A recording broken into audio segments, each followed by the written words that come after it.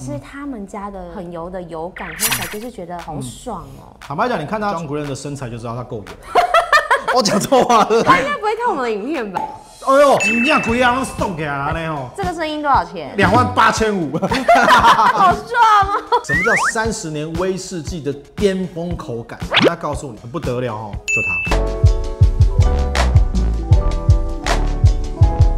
有人的地方就有江湖，有酒的地方让你舒服。漂亮。欢迎收看李奥社长的啤酒，我是李奥。加啦。咱们今天要介绍什么？前面有看到，不得了了。今天大失血啊！味觉好高级哦。为什么大失血呢？在我右手边这一套就是福尔摩沙系列3，这3瓶加起来呢85000的样子。谢谢社长，谢谢社长。尤拉仍然支持社长当家的理由不必明说了吧？各位，那为什么我们今天要介绍福尔摩沙系列呢？在上个月。酒讯杂志是不是发行200期的单桶，2个白色木盒？这2个单桶呢，各位，我们就是跟格兰花格合作。但为什么我会跟格兰花格合作呢？格兰花格其实在我心目中也是个非常棒的一个雪莉桶的威士忌酒厂。那也是因为如此，我从100多家的蒸馏厂当中特别挑选到了格兰花格，我就跟 John Glen 2个人促膝长谈了整个晚上。哇！然后大家都以为我在面试雅思，就是你是在做英文上课，没有，整个促膝长谈1个晚上以后，他终于认定了我，决定打开他的红色酒窖，让我进去挑酒。为什么过程听起来有点涩涩的感觉？真的哦，John Glen是一个60、70岁的老人，我跟他2个人促膝长谈整个晚上，好不好？尤拉，你到底在想什么？顶多就只是帮他马杀鸡啊。那也由于我非常喜欢格兰花格的这个威士忌，刚好在今年出了福尔摩沙系列。哇！对，我们就直接狠一点，反正没几瓶嘛，是不是？我记得右手边这个是限量100组然后它这个各自装桶多少，我们待会再跟大家介绍。然后呢，我们就决定把它买回来。所以这是一个礼尚往来的行为吗？杀头啦，各位！但是我们在开酒之前的话，还是不免俗要跟大家讲一下格兰花格酒厂的历史。毕竟我们是知识型的干话网红，所以我们还是要跟大家说明一下，就是到底格兰花格为什么我会特别钟情于它，而且喜欢它的原因在这边。你们在前面看到，各位是不是有1836年？那就代表着格兰花格它建厂于1836年，因为他们是在苏格兰少数的家族蒸馏厂，而且是传承一代接一代。John Glen 是第5代传人，而他第1代1836年的时候也叫 John Glen， 很怪哦。到底他是John Glen，他还是John Glen，每个都John Glen，那到底哪个才是真的John Glen呢？我要跟大家讲一件事情，他们家族在传承的时候是酱传给George，George传给酱，酱传给George，George传给酱，酱传给George，酱传给George，反正不是酱传给George，就是George传给酱，不然就酱传给George，不然就George传给酱。你好厉害哦，病好了各位，我跟你讲真的，他们真的是这样传的啦，你以为我在唬烂哦？怎么可能？只是以为通常都是直接当做。他们家族就是，反正就是我今天John，我生出来的下一代我就叫 George， 我George的下一代我就叫 John。我再算给你听哦，来第1代 John，George，John，George，来第5代我是不是跟第5代聊天？John，好，简不简单？生小孩都不用再去算名字了。真的，因为我在查他文献资料的时候，发觉，哎呦，这个家族还蛮有趣的。然后呢，各位，他们1836年创立到现在呢，它其实中间有一度快经营不下去，在1899年这时候，他们有一次跟人家合作，然后开始50%的股份就让给，比如让给了尤拉，然后合作完以后，其实算是不欢而散。他们家族其实非常非常的辛苦，然后一直到了1905年的时候，然后最后法院就是判说，那你的50%的股份就还给我这个Glen家族。那当1905年就是他们重生的那个年代，完整了，对我完整了，我100%的拥有这样的一个格兰花格的蒸馏厂。从那一刻开始，他们第3代的传人就立下了帮规，这个帮规就是以后我们的酒厂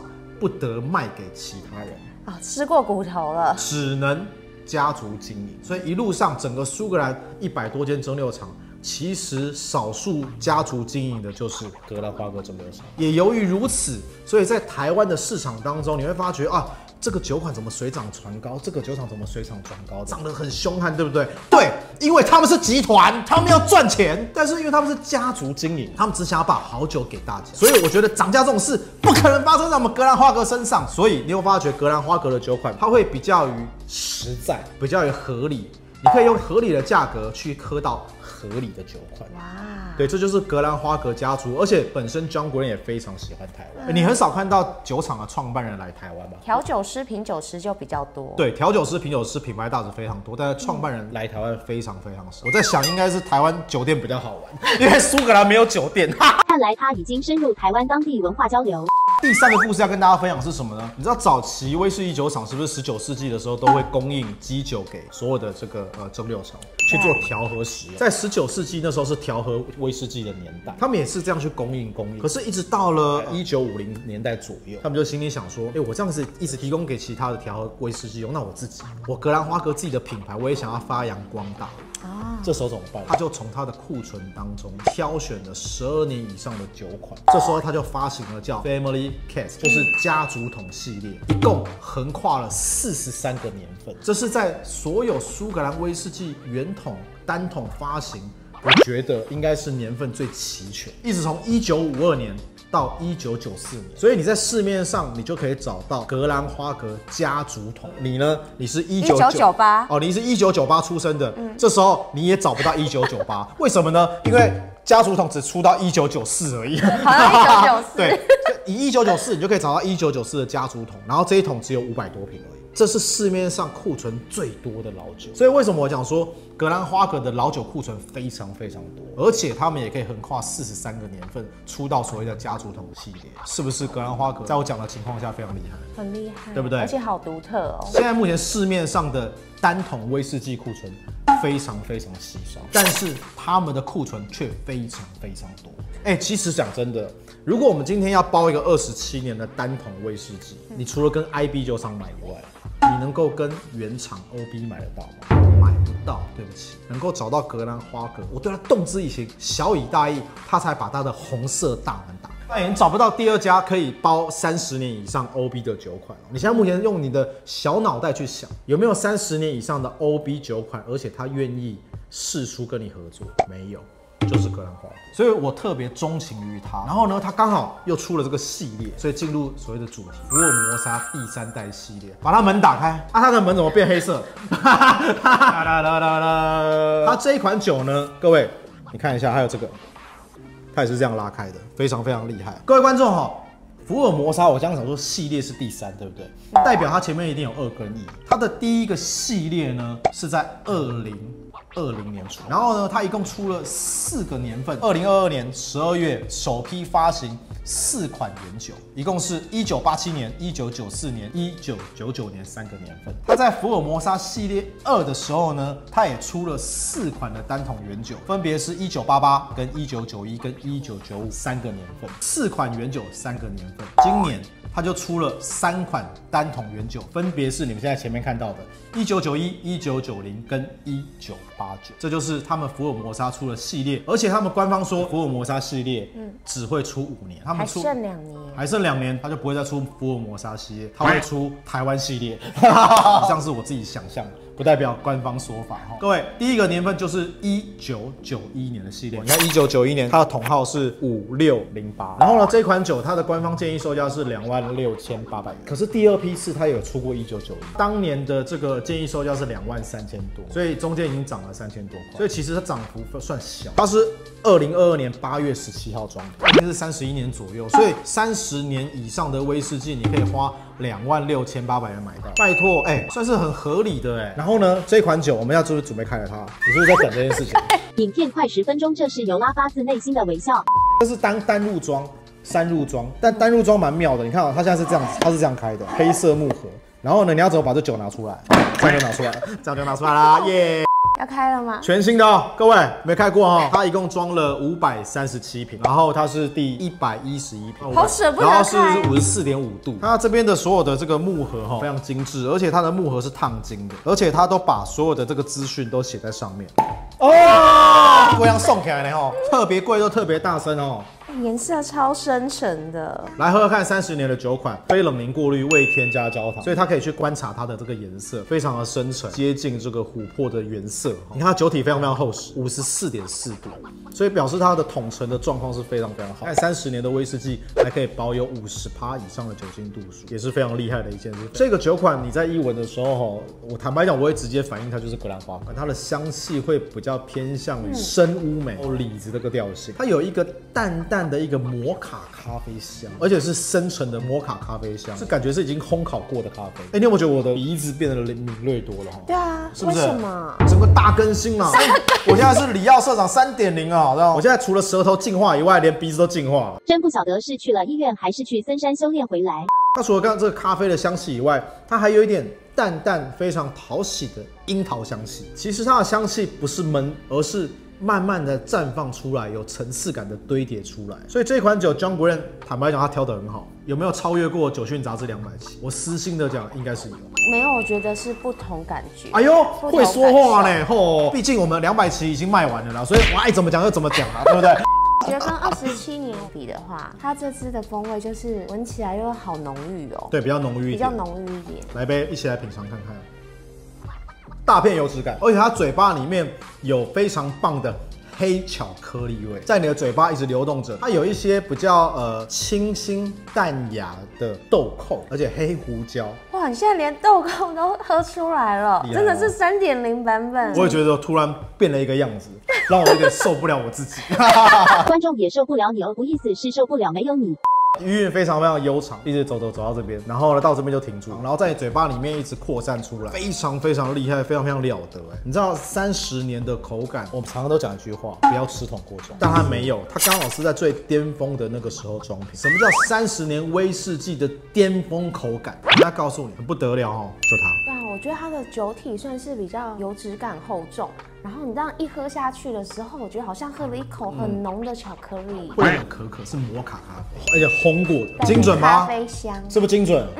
哎，有啦，手拿30年的格兰花格社长说什么摁就对了。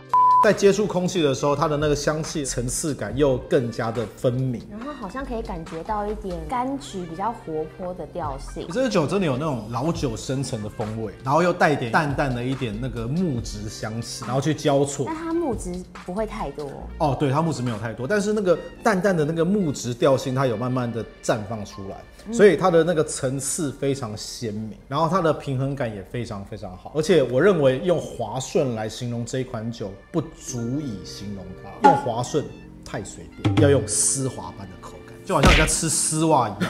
在医院待久了，总是会幻想很多不一样的形容词。然后它这个老酒的感觉啊，就真的没有酒精的刺激感，没有。而且你现在目前刚喝了第2口，它开始在舌头后方的那个单宁的强度、酸度出来，所以代表着这一款酒具有非常厉害的陈年实力。而且它的尾韵我觉得很棒，它尾韵有一点那种花香跟一些可可脂的感觉。什么是可可脂啊？可可脂就是可可的油啊。我想说可可脂，我说吃丝袜就算了，你还给我吃了那个籽。好，这一瓶酒可以值得推荐给大家。好，我们现在要开的是第2瓶，就是1990年，这也是超过30年，是2022年8月16号装瓶。这一瓶装了573瓶，然后这一瓶的桶号是9527，小强，小强。是9257，不是9527啦。但因为我刚刚看到这瓶桶号的时候，我就直接想到9527。然后这瓶的话，它的酒精度数是51度，32年，对不对？他们就1年接1年。开了它，各位，格兰花格哈，他们叫行走雪莉桶，因为他们所蒸馏出来的威士忌有2/3都是装在雪莉桶当中，然后呢，他们只有1/3是装在波本桶当中，不过是用于他们其他调和去使用的。哎呦，真正贵啊，拢送给他呢哦。这个声音多少钱？28500。好爽哦！观众看着看着，整个都不爽了。1990年出生，现在已经33岁，所以33岁的时候其实正值你的经济巅峰的时候。对了啦，不知道为什么，就是喝到这种酒就会特别爽。一样哈，非冷凝过滤，未添加焦糖，然后我们就可以去观察它的酒色。酒色跟刚刚一样，就是比较深沉的琥珀色。然后它的那个酒液流动速度也是非常缓慢，所以代表着它的酒体也是非常的扎实。是喜欢扎实的酒体的。来，我们来闻香。但闻香以前哦，跟各位报告，这3款酒都是 First Fill Sherry， 非常非常的强悍，非常的厚实，非常的扎实。来一杯，哎。奇怪，才差1年，它的这个香气的调性有稍微有点差异。它一样是深色乌梅，然后李子的口感。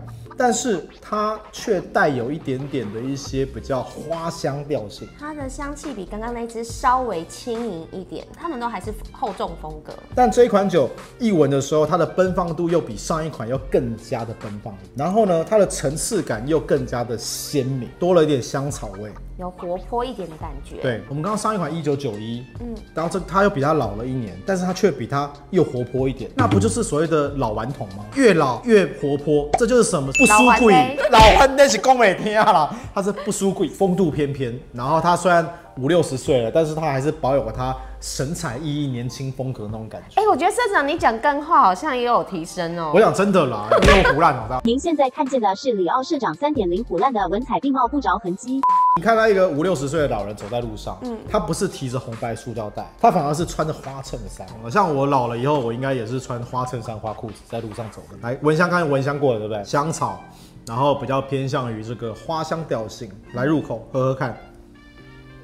入口的口感非常香甜，而且它非常优雅。然后呢，它的油脂感也非常非常的多。我觉得它油脂感更重，更重吗？好爽哦，比刚刚那一支还重，更油腻哈，就是大片油脂感在里面流动。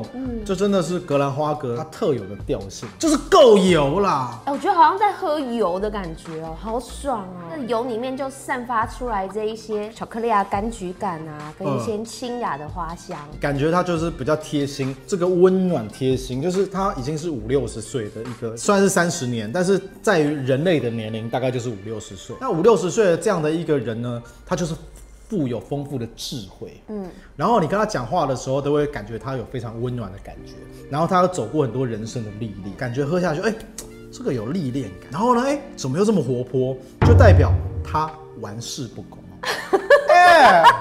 讲得真好，拜。真的，它就是那种感觉啊！你去感受一下我讲的那个口感，再感受一下我文字的那个智慧，温暖，但是玩世不恭。是一支有智慧的酒啊。各有千秋。而且我现在继续在喝第2口的时候，嘴巴里面满满那个白胡椒的味道又出现。这个雪莉桶熟成30年的过程当中，它有这么多的层次变化，就代表着他们张国人在桶边试饮的时候，他有特别的去针对每一个酒款、每一个不同的调性去发行，所以它3款酒，3个不同年份而呈现3个不同的调性，厉害了吧？我要喝过第3个才知道，没想到尤拉不但没变，还变本加厉了。女生刚刚讲说我要喝过第3个才知道，就代表着什么事？我要先用过。我才能知道，对，没有用过，追求事实，是不是？没有用过，我怎么知道你好不好用？饼给我了，肯定要先用看啊，是不是？我觉得你讲的有道理。我们等一下把1989年拿来试喝看看。看了，我想要留一点，待会杯底留香的时候来闻闻看。我个人除了纯饮完以外啊，我还希望留有一点它原本杯底的风味，接触空气。再来去喝它，这就是对于一个老酒的尊重。这样好像我不尊重，那我再倒一点尊重一下。好了，我们现在继续要开的是第2款酒，就是我们的1989年这一款酒，它瓶装多少瓶呢？591瓶，这一瓶的官方建议售价是30500，给一个参考价格。他们在第一批次1987年，它的建议售价是23000，第2批次发行的1988年建议售价是28000，所以这一款酒1989年它建议售价30500，第一批、第2批都在2万出头就买到。到了第3批次，到了1989年，年份更多，但是价钱却最贵，所以代表着第1批次、第2批次赶快买啊，会越来越贵，懂吗？现在是不是都要去2期市场才买得到啦？它好像有13个同盟会，就是你可以去这13个官方指定店家去跟他买。我相信他们都有一些收藏，本身都会留个3套5套，像我自己本身酒讯杂志200期，我自己本身也有留。你留那么多干嘛？我未来可以当品酒会啊，可以请大家喝啊，然后在缺钱的时候也可以再拿出来卖啊，所以我自己本身也有留。来，这款酒把它打开来，声音断塞。尤拉就说不要这么急，都是你喝得到的，不是吗？赔钱呐！赔钱了，断塞赔钱的啦。1989年对不对？591瓶 First Field Sherry， 颜色跟刚刚前面2瓶是一样的，就是比较偏向于深色调性。然后它的油脂一样是比较厚重，然后流动速度会稍微比较缓慢一点。我觉得这个好像更油啊，各位。我觉得它跟第1支的香气调性很像。1989年比较奔放，它多了一点就是比较蜜饯香甜感。好喜欢蜜饯。这款酒51.9，你有没有觉得用闻的就很油？格兰花格就是比较偏向于油脂实丰富，它就是属于这种调性的一个酒厂。有的威士忌很油，喝起来会有点不舒服，可是他们家的很油的油感，喝起来就是觉得好爽哦。坦白讲，你看他John Glen的身材就知道他够油。我讲错话了。他应该不会看我们的影片吧？他不会为了这件事特别看我们的影片。来，闻香偏向于蜜饯那种感觉，然后比较有一点点无花果的味道，陈皮的那种感觉，来喝油脂感哈。超好喝哦，它的油脂真的很厚重，就是我用闻就可以闻到油脂感了，非常非常厚重，非常非常的强烈。我讲的强烈不是酒精刺激感的强烈，而是它的那个单宁的强烈感，油脂整个包覆你的舌头。好好喝哦！它这3款酒真的是截然不同的调性，它的架构是一致的，可是它却有不同的风格展现。对，你可以感受得出来，50岁、60岁跟70岁。3个不同年龄的智慧跟人生历练。1989这一支很像是前面2支综合起来的感觉，有1989的香气，然后跟它的那些油脂感的感觉，但是有1990年的清雅的花香。所以1989年应该是这3款酒当中表现稍微突出一点点，但是它们都是90、91跟92的高分，所以就突出那么1分，是因为它的层次感够鲜明，油脂感够丰厚，有那种酸度、单宁味，它比较厚实，比较有那种青苹果，不是很轻，不涩的酸。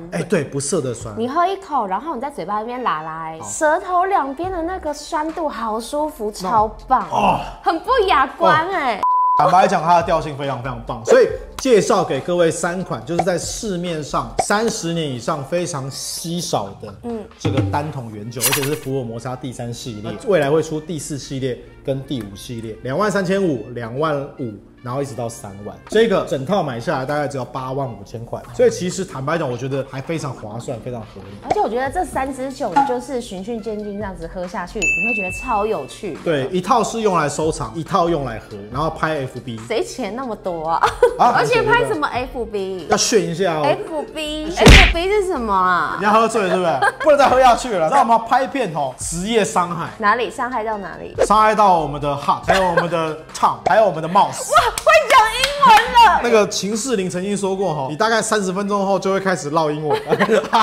记得要订阅、按赞、开启小铃铛，我们即将往2万订阅迈进。哪有啊？现在14000嘛，我相信我们今年应该是会破2万。拜托大家先帮我订阅一下吧。本来我们目标是10万，看起来蛮难的，好吧？我们就回去把我们之前讲的10万都剪掉，销毁那些会议记录。咱们今天的格兰花格福尔摩沙系列3老酒开箱就献给大家。记得订阅、按赞、开启小铃铛，咱们里奥社长来啤酒，下礼拜见，拜拜。